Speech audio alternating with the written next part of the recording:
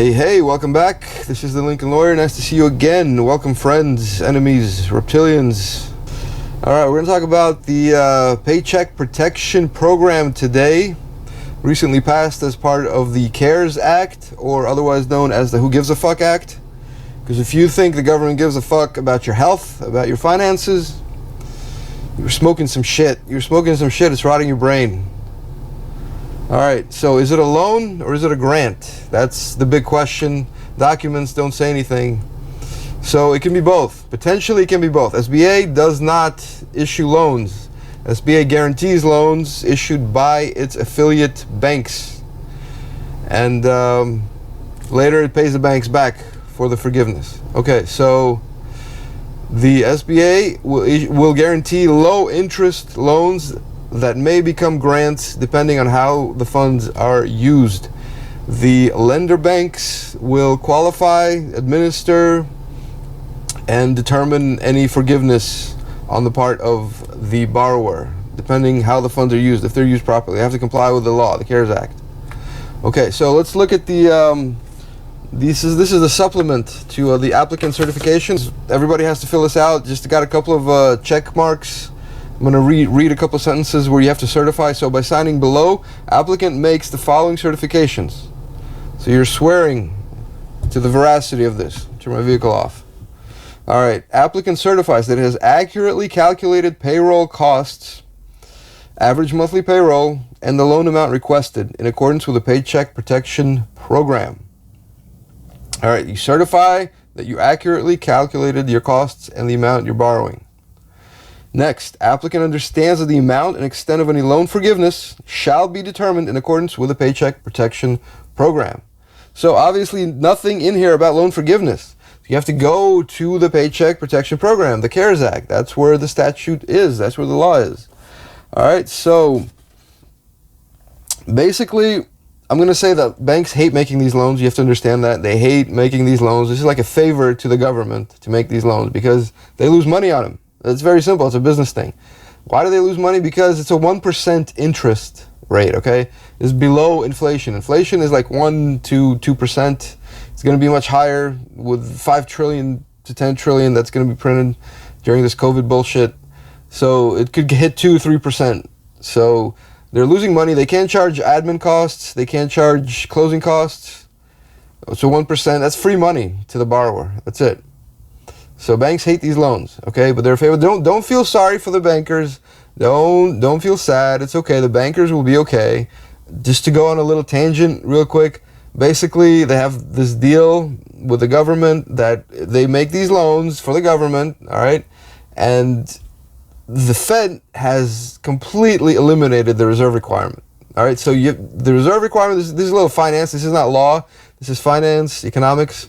So the reserve requirement requires banks that lend out money, medium to large banks, to keep a 10% reserve on all the funds they have loaned out. They need to keep 10% every night of that amount that's out. Okay, if they don't have that amount, they have to borrow it every night and they pay it back every morning. So they borrow it from other banks or they borrow it from the Fed, the Federal Reserve. And that's the Fed funds rate. Okay, it's set usually 25 basis points, 50 basis points, something like that.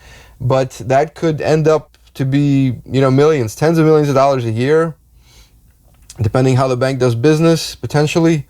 So they can't lend out this 10%, and if they have 8% on the books, at the end of the day, they have to borrow the 2% and they have to pay interest on it. All right. Now, during the COVID thing, the Federal Reserve eliminated the freaking reserve requirement. It's zero right now, zero, nothing. For every dollar, they used to have to keep 10%, 10 cents of that dollar on the books every night. Now, nothing. They don't have to keep anything. All that money is out. So this is basically done by the Fed to increase liquidity, to increase the movement of currency.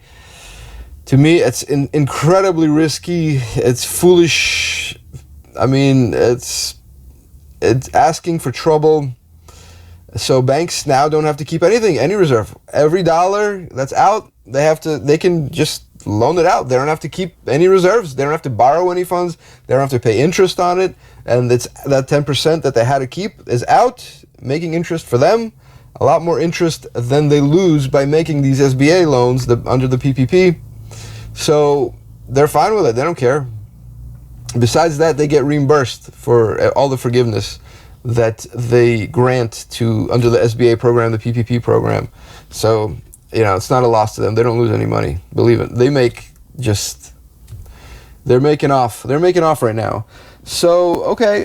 So we looked at the supplemental form, which is pretty basic. And, it does not talk about any forgiveness, okay? But it is subject to the terms of the PPP. And we can look at section 1106, loan forgiveness of the PPP, the CARES Act. Let me go through this real quick. Section B, Section A has definitions. I'm not going to go through all this stuff. So this is like 800 pages. I'm just going to go through a couple of brief, minor paragraphs. So Section B, forgiveness. An eligible recipient shall be eligible for forgiveness of indebtedness on a covered loan in an amount equal to the sum of the following costs incurred and payments made during the covered period. Covered period is up to about February of next year. So number one, payroll costs, any payment of interest on any covered mortgage, any payment on any covered rent obligation, any covered utility payment.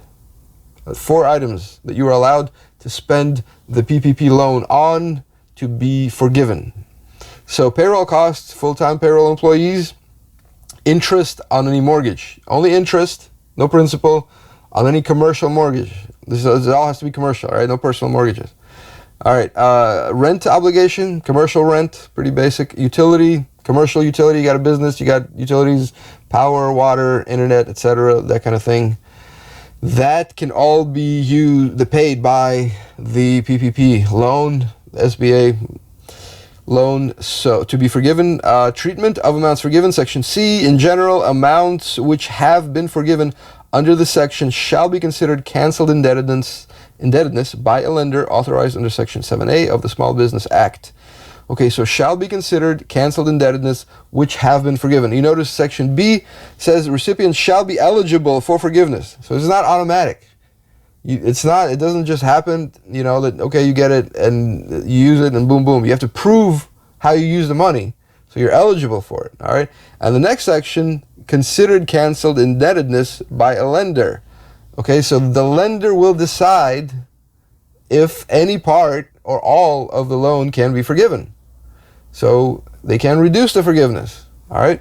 Now, the next section, Section 3, subsection 3, not later than 90 days after the date on which the amount of forgiveness under the section is determined, the administrator of the SBA shall remit to the lender amount equal to the amount of the forgiveness. So they get reimbursed by the SBA within 90 days of everything that's forgiven, plus interest, all right? So, okay, limits on amount of forgiveness. This is Section D. This is pretty much the most important part, all right? You need to understand this. So forgiveness is reduced if the number of full-time employees is reduced.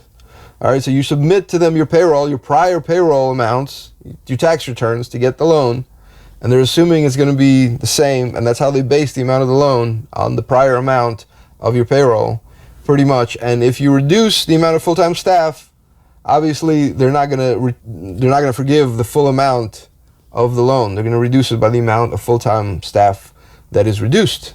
All right. Next is forgiveness is reduced by the amount of reduction in salary that is greater than 25% reduction of the salary in the most recent quarter of the full-time staff. All right. So this is a little tricky. What this appears to be saying is that the forgiveness will be reduced if a business owner reduces the salary of any full-time employee by more than 25%. But if it's less than 25%, then they can get full forgiveness of the entire loan. So my opinion, don't fuck with this. Don't play games, all right? Don't think that you're going to reduce everybody's salary by 20%, 25%, and then get the full amount forgiven. I think that they're only going to forgive the actual amounts paid. It doesn't matter what you reduce salary by. If it's 10%, if it's 50%, they're going to look at what you paid to the employee, and that is the amount they're going to reduce. No more than that. So don't assume that because this thing says, well, if it's less than 25% reduction, then you'll still get the full amount forgiven. I don't think that's going to work that way. Just no way. Because, look, at Section B says, an eligible recipient shall be eligible for forgiveness of indebtedness in an amount equal to the sum of the following costs incurred.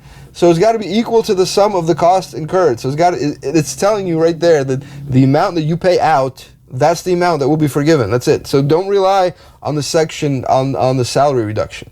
All right, next one. Wages paid to tipped employees may be forgiven as well. If you have commissioned wage tip staff that doesn't have any tips because there's no business, and you pay them a salary, that may be considered a part of the forgivable amount that may be added to the salary of full-time staff to be forgiven. Okay. Next one is lenders required to render decision on forgiveness within 60 days after you submit all the required documents. So it's very important. You need to keep all the documents, everything where the funds went.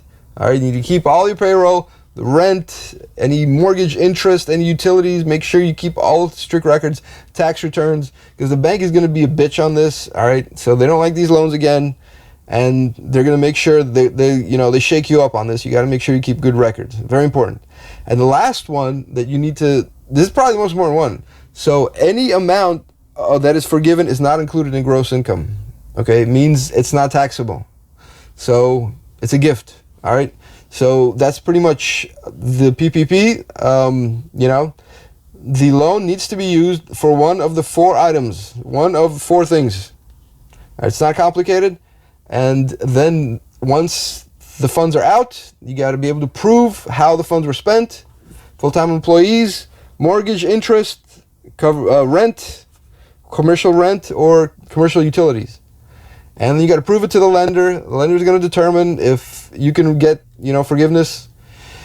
If you get it forgiven, then it's a gift. That's it. It's your money. It's a pretty sweet loan. And even if you don't get it forgiven, it's pretty much free money because it's below the interest rate is below inflation. So it's pretty much free money anyway. So if you don't get it forgiven, there's nothing wrong with it. Personally, I think most of this money is going to go to big business, big to medium business, because I assume they pretty much got all those forms in first. They're going to get in line first. They're going to get these funds first. They got the lawyers, they got the infrastructure, they got the administrative staff to get these applications in early, and I think they're going to get most of this money, and whatever's left over is going to go to really small businesses. But I hope I'm wrong. I hope this saves a lot of businesses. I don't see it happening, honestly. So we'll see what happens. I hope everybody watching gets some of this. I hope you can save the business, but you can pay your staff, that's fine, but what are you going to do if you have no customers? People don't want to come out and spend their money and your business, they're scared. There's freaking COVID's running around, coming to get you. Then what are you going to do? How are you going to keep paying them, So, I don't know. But I hope that explains the PPP program a little bit. If you have any questions, make sure you post them below. Thanks for watching. Like, subscribe if you enjoy any of the content, if it's valuable to you. Stay safe out there. Hopefully this shit is going to be over soon. I can't even freaking wait. All right, I'm going to go do some shopping at Whole Foods with my freaking mask on. All right, stay frosty, my friends.